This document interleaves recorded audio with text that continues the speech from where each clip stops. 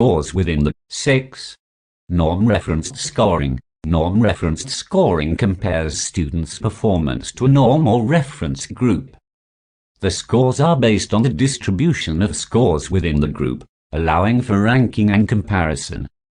Norm-referenced scoring is commonly used in standardized tests, where the results are compared to a larger population. 7. Criterion-referenced scoring. Criterion-referenced scoring focuses on students' performance against predetermined criteria or standards rather than comparing to other students. It assesses whether students have achieved specific learning objectives or mastery levels. Criterion-referenced scoring is often used in classroom assessments aligned with specific learning outcomes. 8. Computerized scoring. Computerized scoring involves using automated systems or software to score objective assessments, such as multiple choice or fill-in-the-blank questions. The computer software analyzes the responses and assigns scores based on predetermined algorithms or rules. When selecting a scoring method, consider the nature of the assessment, the intended learning outcomes, and the practicality of implementation. It's important to use consistent and reliable scoring methods to ensure fairness and validity in the assessment process. Analyzing and using test scores to make a meaningful judgment. Analyzing and using test scores effectively involves interpreting the results in a meaningful way to make informed judgments about student performance. Here are some steps to help you analyze and use test scores.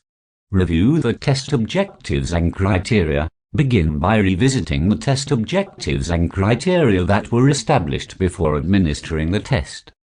Understand the learning outcomes or skills being assessed and the performance criteria or standards that were set. This will provide a framework for interpreting the scores.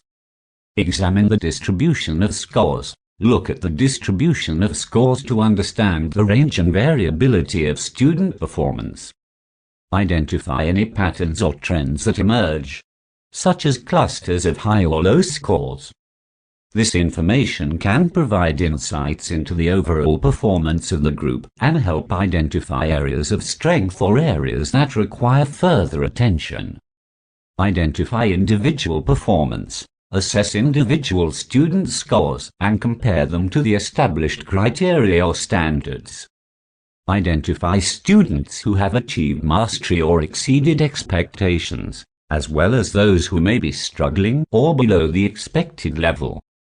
This information can help guide instructional decisions and support individualized learning needs. Analyze item-level performance. Analyze the performance on specific test items or question types. Identify items that were answered correctly by most students, indicating areas of strength, as well as items with low success rates, indicating areas that may require further instruction or clarification. This analysis can inform future instructional focus and adjustments. Consider context and external factors. Take into account the broader context and external factors that may have influenced test scores. Consider students' prior knowledge, classroom environment, instructional practices, and any external factors that may have impacted their performance.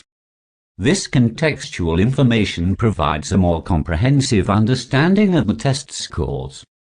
Use scores to inform instruction. Utilize the test scores to inform instructional decisions.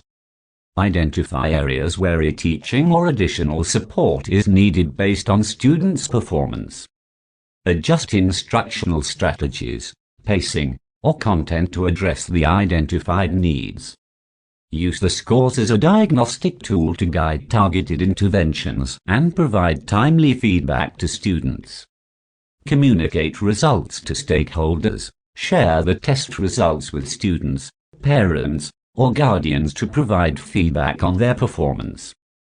Clearly communicate the strengths, areas for improvement, and next steps for each student. Use the scores as a basis for conversations about progress, goal setting, and collaborative efforts to support student learning. Monitor progress over time. Continuously monitor students' progress over time by comparing test scores from different assessments. Look for growth or improvement in performance and identify any persistent areas of challenge. Use this longitudinal analysis to track individual and group progress and make informed decisions about ongoing instruction.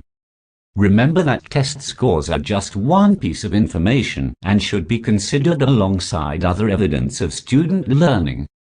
Effective analysis and use of test scores involve considering the broader context, individual student needs, and ongoing assessment data to inform instructional decisions and support student growth.